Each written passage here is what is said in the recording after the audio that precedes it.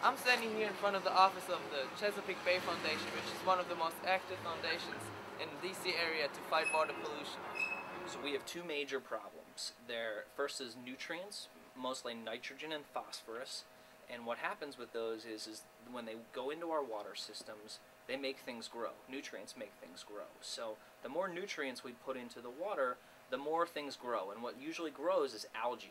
And it grows a lot, and we get these huge blooms of algae. And then what happens is algae decomposes, and microorganisms eat the algae, and it sucks up all the oxygen. So now there's no more oxygen for fish and crabs and things like that.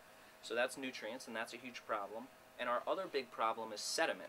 It's particulates, it's dirt and flakes of dust and things like that. And all of those get pushed into our water systems, and they cover up all the habitat that's on the bottom of the water system, and that's also a major problem. I am very concerned about the water pollution in the area, and I'm concerned about it because it impacts so many parts of everyday life for everybody, regardless of whether or not you like to fish from the rivers or swim in the rivers. And even if you never even go near the rivers, it impacts you because you have to pay for that pollution. You have to pay for cleanup at wastewater treatment plants and other things like that. So I think it's a real concern. And in terms of how bad it is, the type of water pollution we have here in the Chesapeake Bay, for that type, it's as bad as it is anywhere in the country. We're standing here at the DC Water and Sewage Authority, and we're looking at some of the water that came out of our sewers. And it seems to be being treated here, or at least being ready to be treated. And what we're doing to keep the water quality in the river high and clean is we treat on average about 330 million gallons a day of wastewater that comes from about 2.2 million people in the Washington, D.C. area. So basically we take this wastewater and we bring it up to a very high water quality standard. We're an advanced wastewater treatment. We're getting to the point now that, like I say, we're almost to the limit of technology that we can remove the pollutants in the wastewater. But despite these higher standards for the quality of water coming out of wastewater treatment plants, when asked about the existence and problems of pollution in our rivers, process engineer Nick Pasarelli of the District of Columbia Water and Sewage Authority says, Yes, I would say there is.